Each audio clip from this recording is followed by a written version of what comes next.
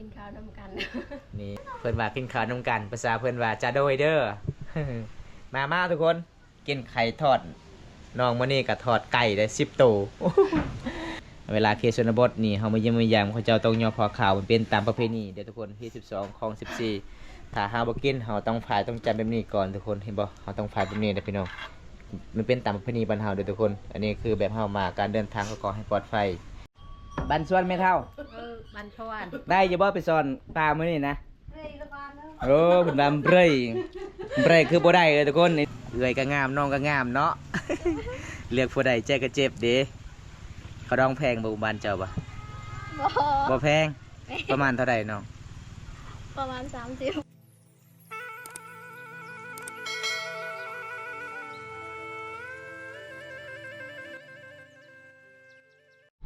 ครับสวัสดีทุกคนสบายดีบรรยากาศยามแลงนะทุกคนนะมื้อนี้มาพบพ่อกับบ่าวบุญตาคือเก่าเด้อทุกคนมื้อนี้บ่าวบุญตากะสิเดินทางหมู่บ้านปลาเสียครั้งแรกเลยเด้ครับหมู่บ้านนี้มื้อนี้กะได้พอสาวลาว2คนนะฮักหลายทุกคนจังได๋ก็บ่าวบุญตากะสิพา FC ครับส่งตามติดวิถีชีวิตสาวลาวตอนนี้ผู้สาว2คนกะสิพาบ่าวบุญตาไปเลาะหาหลานซีเว่นในเขตตามชนบทนี่ล่ะทุกคนเลยโอ้หมู่บ้านนี่แสดงว่าหมู่บ้านนี่อาจจะมีห้องน้ำนี่ทุกคนหมู่บ้านนี้เด้อาจจะมีห้องน้ำละลายหลังขาเฮือนเลยทุกคนโอ้ผู้สาวนี่ไปไวเนาะผู้สาวเนาะบริท่าเลย โอ้อันนี้จะเป็นอาหารเซเว่นในเขตชนบทของหมู่บ้านปลาเสียหมู่บ้านนี่ก็เป็นหมู่บ้านนอกที่สุดเก่าตัวเมืองเลยทุกคนหมู่บ้านนี้ทุกคน อันนี้คือสาวสวยบ้านป่า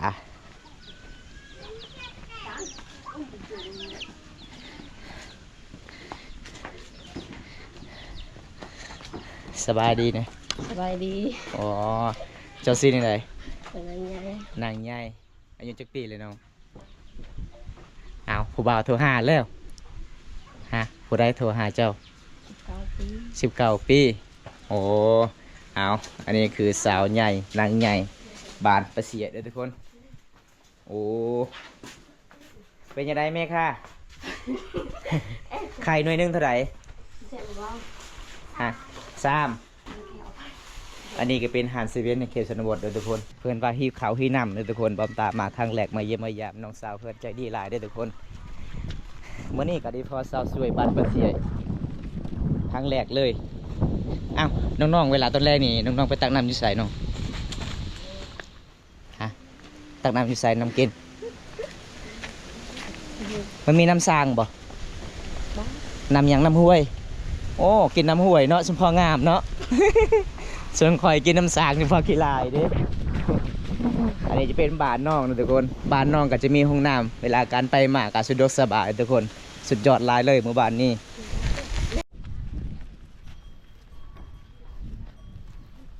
เฮือนเจ้างามเนาะสาวใหญ่เฮือนก็งามคนก็งามเด้ เบิ้งพี่น้องบันไดก็สูงทุกคนพาบันไดขึ้นมาเป็นนี่น่าจะตกแต่บันไดเด้ปลาหลักคักเนาะล็อกประตูเจ้าอยู่เทิงเลยเอาตอนนี้น้องกะสีเฮ็ดกินขัวไก่ก่อนแล้วแต่น้องสิเฮ็ดด้วยทุกคนแล้วแต่น้องมักพี่น้อง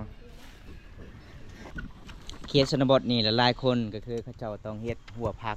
ติดกับบ้านหรือว่าติดกับเพื่อนเลยทุกคนเห็นบ่แบบหมู่บ้านที่ไกลที่สุดกับตัวเมืองเขาเจ้ายักซื้อเครื่องในตลาดกับมันไก่ทุกคนก็เลยปลูกผักตามบ้านเฮือนหรือว่าเดินเฮือนด้วยทุกคนอันนี้ภาษาบ้านเจ้าเอิ้นผักอีหยังนี่นะบัดผู้บ่ ผักบัวคือบัดผู้บ่โดยทุกคน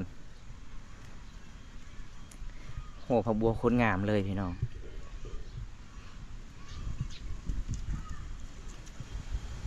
มาเลยระเมอเกิดครูบนเลิงบ่เลิง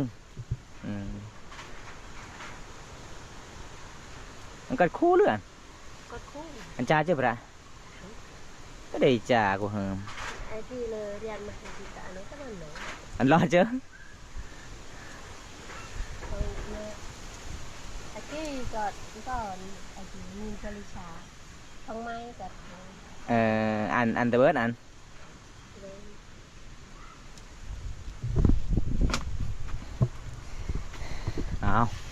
เอาระวังได้โอ้มันมีซองห้องด้วยทุกคนเป็น2 ห้องทางนี้ก็คือจะปลูกมาผักหอม แล้วก็มีมักเขือมักมักถั่วบ่ทุกคนโอ้ยสุดยอดหลายเลยพี่น้องเอ้ย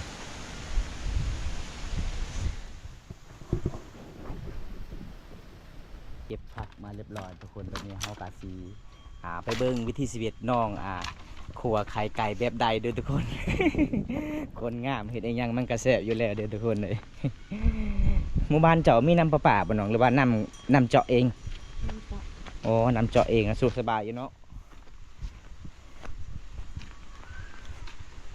ป้าทุกคนน่าสังเกตลังเบิ้งหมู่บ้านนี่ก็จะเป็นเฮือนเป็นใหญ่ๆแต่ละหลังคาเฮือนเด้อทุกคน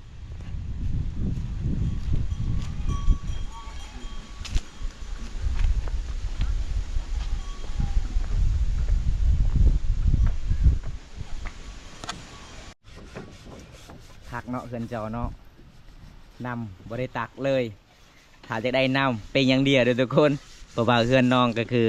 จะเป็นน้ำที่เขาเจ้าเจาะเองเพราะว่าหมู่บ้านนี่ก็บ่มีน้ำประปาเด้เพราะว่าบ้อมตามาครั้งแรกหมู่บ้านนี่ก็คือได้ฟอน้องคนนี้ใจดีหลายทุกคนเลยน้องอายุ19 ปีเด้อพี่น้องถ้าผู้ได้มากหักน้องก็คือทางหาใด สัญญาณโทรศัพท์ก็สุดยอดเลยพี่น้องเครือข่ายในหมู่บ้านเลย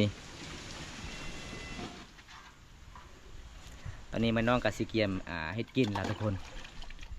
วิถีชีวิตสาวเล่าวเขตชนบทนี่เวลาเราไปเยี่ยมไปยามใจดีหลายๆคนเลยทุกคนใจดีเลยพี่น้อง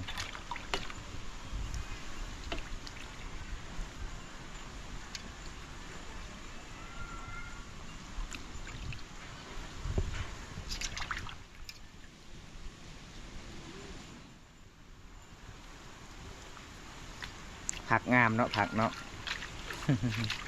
งามคือเจ้าของเลยเด้เจ้าของก็งามผักก็งามเด้อทุกคนนี่น้องเอาไก่10 โตวมากินบอมตายไปเยี่ยมน้องครั้งแรกเลยเด้อทุกคนสุดยอดหลายสาวสวยบ้านป่าอายุ19 ปีสาวลาเอ้ยเจ้าจะเจื้อนไข่บอแม่นอาย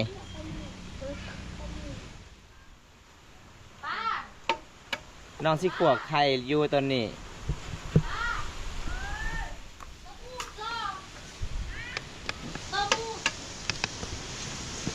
ตอนที่เลี้ยงไว้ปั้นตัวที่ได้เลย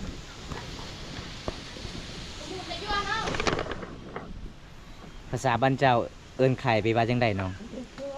เรียนรวย โอ้ยภาษามังกรเอิ้นไข่คืนเรียนรวยเด้อทุกคนถามมา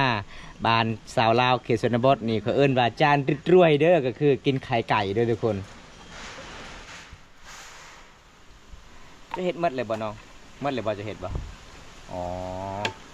เอาเฮ็ดลายพอดีพอไอ้แม่มาที่ให้ที่ส่วนก็คือแบ่งให้พอไอ้แม่กินแน่เพราะว่าน้องว่ายังบ่ทันกินข้าวเที่ยงบ่มีอาหารเด้อทุกคนก็เลยน้องเอาไก่10 โตวมากิน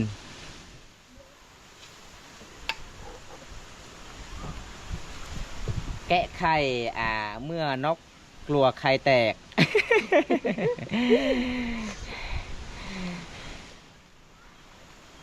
ถ้าว่าได้อยากกินไข่มาบ้านน้องเด้อทุกคน ตอนชิง ใส่หยังก็ได้น้องใส่โลด กระดังเลย ใส่น้องคนนี้นะฮักหลายเด้อเลยสบายดีคุณบุญตาด้วยสบายดีหมูน้อยเองโอ้ขอบใจเด้อไอ้หมูน้อยเมื่อใดบาสิไปห้าบ่าวบุญตาละหมูน้อยเอ้ยแล้วบ่ประจำแสดงกัมพูชีไทยเป็นจะได้กัมพูชีกับไทยสมบูรณ์เลยบ่ครับโคกน่ากลัวเนาะแม่น สนวดบ้านเฮานี่เวลาตำเจียนี่ก็คือมาเขตบ้านชนบทนี่ต้องมีสักยาวเด้ทุกคน เห็นปะโอ้ย เป็นไอพี่น้องเลย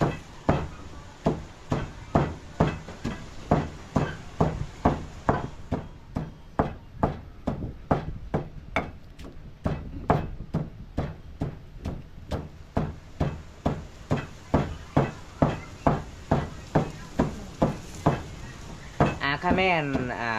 จะรบกันอีกไม่นานไอ้บุญตาทำงานบ่วางเลยครับโอ้ครับขอบคุณหลายๆเด้อไอ้มื้อหน่อยเด้อ ได้กะเป็นกำลังใจให้สู้ๆครับ ขอให้ปลอดภัยเด้อ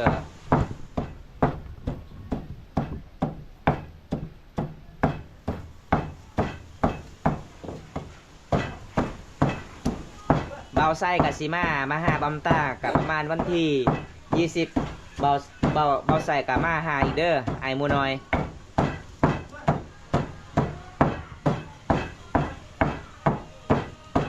ใจคนไทยก็ไม่อยากรบกวนหรอกครับอ้ายอ๋อครับ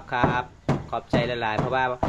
ผมก็เคยดูตลอดเลยข่าว27 23ช่องอมรินทร์ทีวี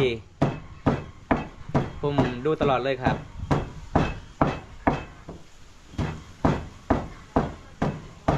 คักเนาะเสียงจะต่ำมักเป็ดตับโอ้ยพี่น้องคันเฮาบ่ได้ขึ้นเฮือนขึ้นศาลน้องนี่น่าสิกลัวเด้อทุกคนมุดแม่มึงกันบ้าเหรอ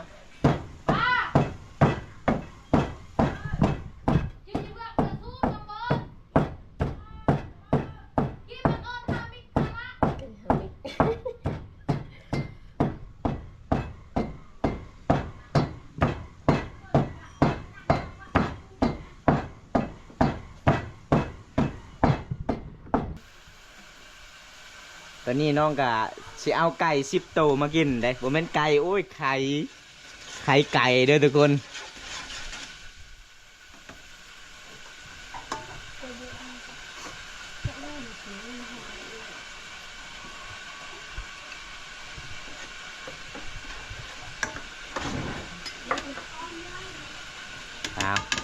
หลังจากนั้นเพิ่นใส่ผักใส่เกลือปิ้งนัว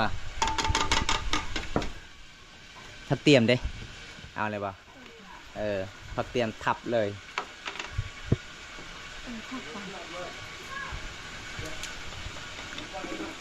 เก่งเนาะจะเห็ดกินเนาะสาวใหญ่เก่งจะเห็ดกินขอเบิ้งนี่ขอเบิ้งเจ้านี่ม้วนแต่เจ้านี่เมื่อยหลายได้ เบิ้งเหือเต็มหน้าเต็มตาเหือแตกเหือแต้นเลยทุกคน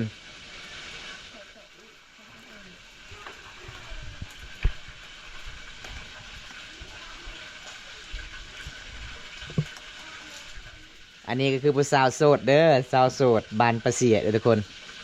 คาดอง50 ล้านเด้ทางนี้เด้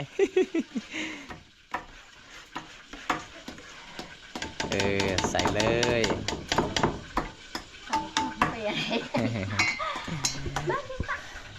สูตรผู้สาวนี่เก่งหลายเด้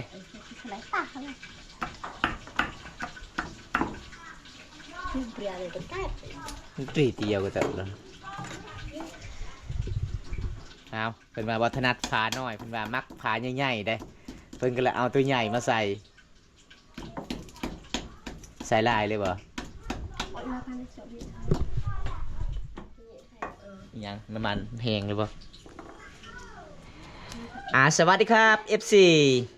มุกดาหารครับโอ้สบายดีพี่น้องเฮาจากมุกดาหารเด้อเจาะบัตรเจาะเลยนะกูว่าเลยอุ้ยนุ่มบัตรเลยตามมันลนเลยเอานี่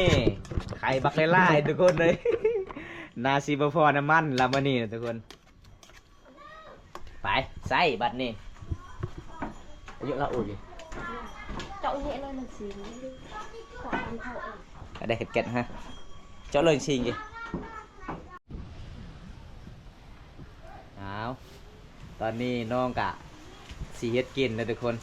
เอาจนนึ่งข่าวเลยบ่น้องใหญ่นึ่งเลยวะนึ่งแล้วโอ้สุกไวเนาะไอมาบ่ทันเนาะอยากไปเบิ่งวิถีชีวิตเจ้า ไอมา2 โมงสบายดีครับคุณบุญตาด้วยสบายดีไอซีรีส์สบายดีเด้อไอ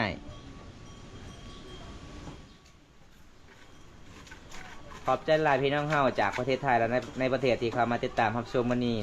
131 ฐานเด้อครับเด้อขอให้อยู่ดีมีเฮงก็ขอให้ร่ำให้รวยมื้อนี้ก็ได้พ่อสาวสวยอีกได้ในหมู่บ้านปะเสียเพราะว่าบอมตามาครั้งแรกเลยมารอบนี้โอกาสหน้าก็มาเรื่อยๆทุกคนเลย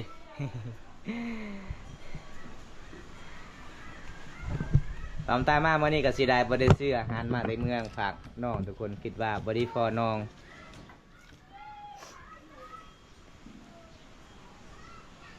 เอามาซอยน้องก่อนเลยทุกคนมาซอยน้องเป่าไฟก่อนมันห่อนเลยบ่น้องเตาจื้อฮะ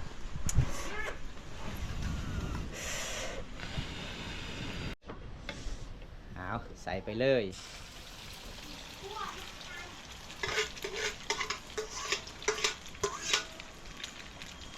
ปลาคนทอดไข่มากินเด้อทุกคน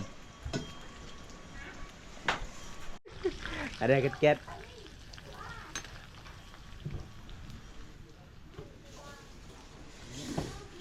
ช้าเลยกระทะเลยครับ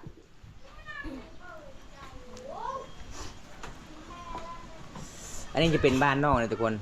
เป็นเฮือนเก่าดิเนาะเฮือนเก่าป่ะอ๋ออันนี้เป็นเฮือนแบบน้องตะกี้แต่ก่อนตอนน้องยังน้อยๆคืออยู่เฮือนนี่ก็เลยกับน้องก็ได้เฮือนแปลนใหญ่น้องก็เลยเฮ็ดเฮือนขั่วอีกเลยทุกคนเป็นยังไงนะพี่น้องหมู่บ้านนี่กับสัญญาณชัดเจนอยู่บ่ครับเสียงฟังชัดเจนอยู่บ่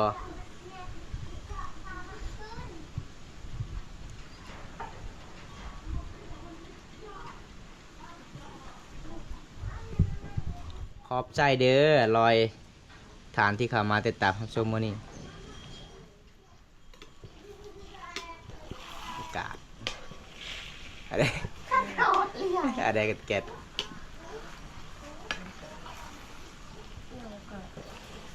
กันระบุ แล้วบุ้ยอะไรแกะตะกัดอะไรตาบ้านดันเจนแกปลาสุกเลยเนาะข่อยเบิ้งเสาใหญ่นี่มากข้างแรกๆนี่น้องน่าสิเมื่อยหลายเลยทุกคน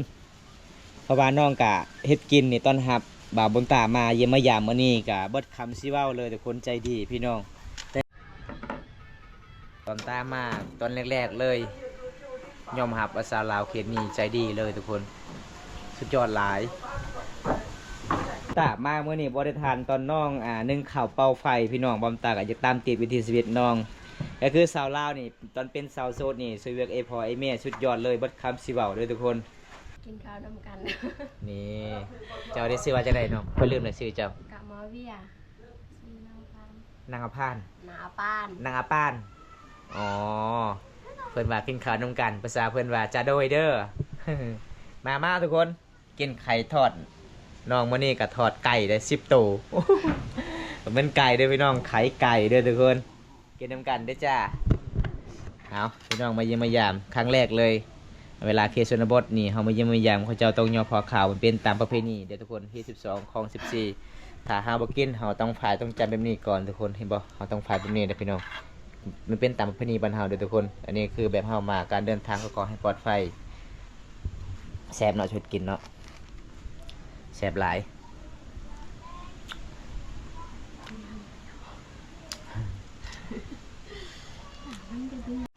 บันส่วนไม่เท่า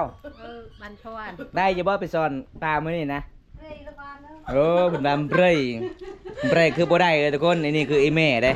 อีแม่เพิ่นหากะไปหาอยู่หากินตามป่าตามดงพี่น้องเอ้ยมื้อนี้ก็มาเยี่ยมมายามลูกสาวเพิ่นก็เอาไข่มากิน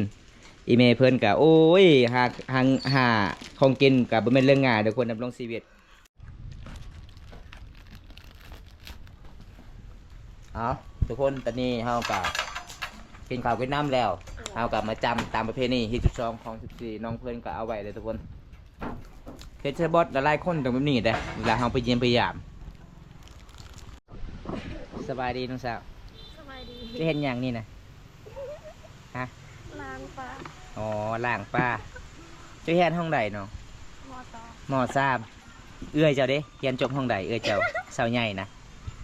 บ่ได้หนังสือบ่ แม่ เอ้าคือเราเขียนใดภาษาลาว จากไหน โอ้เก่งเด้น้องเจ้าเอื้อยเจ้าบ่แม่นน้อง เจ้าอายุจักปีเลยเจ้านะ 14เอื้อยเจ้าได้จักปีบ่ฮู้เอื้อยเจ้าว่า15 ปี อย่าเด้อทุกคน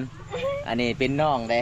น้องของเพิ่นกะฮากามาเลิกแต่โรงเรียนก็เลยซอยอีเมียเพิ่นฮากามาสอนปลาสอนเหนี่ยวนี่ล่ะพี่น้องบ้านเฮาดำรงชีวิตตามบ้านนอกบ้านนาเจ้าเฮียนอยู่เมืองหรือว่าเจ้าเฮียนอยู่บ้านสวงนี่ บ้านสวน บ้านสวงเนาะอีกยัง4 ปีก็สิจบเลยเด้อย่าพาเอาผัวเด้อเรียนจบก่อนจึงเอาผัวเพราะว่ามีหลายๆคนเอาผัวตีน้อยนี่เวลาเอากันแล้วกันเลิกกันเป็นมีห่างก็มี เอาตอนนี้น้องสาวเพื่อนขยันเลยทุกคนหลังจากไม่ยามไม่ยามเอื้อยเพื่อนมื้อนี้เอื้อยเพื่อนก็ตอนหับไปอย่างดีเอาไข่ไก่มาทอดให้กินมามื้อนี้ยามแรงเห็นไอ้เมฆเพื่อนมาซ้อนป่ากันเลยทักทายเมฆเพื่อนก็ยิ้มนะฮะพี่น้องบ่ผิดหวังเลยมาหมู่บ้านนี้ทุกคนเอื้อยก็งามน้องก็งามเนาะ เลือกผู้ใดใจก็เจ็บเด้เขาดองแพงบ่หมู่บ้านเจ้าบ่ บ่ แพงประมาณเท่าไหร่น้อง ประมาณ30 30 ล้านโอ้30 ล้านเนาะสุดยอดลายแสดงว่าขะดองเจ้าเบาแพงแต่ขะดองเสาใหญ่นี่แพงเลยได้50 ล้านเพิ่นว่า เอาพี่น้องเพิ่นเฮ็ดกินเลยทุกคนเก่งเนาะซอน้อยจะเฮ็ดกินเนาะเอ้ยเจ้าก็เก่งได้ค่อยเบิ่งได้ก็คือใครมาเมื่อนี้เบิ่งเอ้ยเจ้าเอาไก่10 ตัวได้ลักไก่เจ้ามากิน อันนี้ก็คือน้องสาวเพิ่นทุกคนหลังจากอีเมเพิ่นฮากามาสอนป่าสอนเนี่ยน้องสาวเพิ่นก็มาซอยอีฟออีเมส่วนอีเมเพิ่นว่าเมื่อยลูกสาวเอ้ยคอยรอถ่ากินเด้อ เมื่อยบ่แม่เฒ่าเมื่อยเนาะ แม่เฒ่าเนี่ยลมณ์ดีเลยทุกคนยิ้มหัวเราะตลอดเลยอันนี้คือน้องสาวของสาวใหญ่พี่น้องก็คือสาวน้อยเพิ่นไปเฮ็ดงานโอกาสหน้าเดี๋ยวบ่ตากะสิพา FC เดี๋ยวรับชมสาวใหญ่สาวน้อยเพราะว่าเขาเจ้าเป็นพาแพกเลยทุกคนเอาวันนี้ก็คือน้องกะสีกินป่าก่อน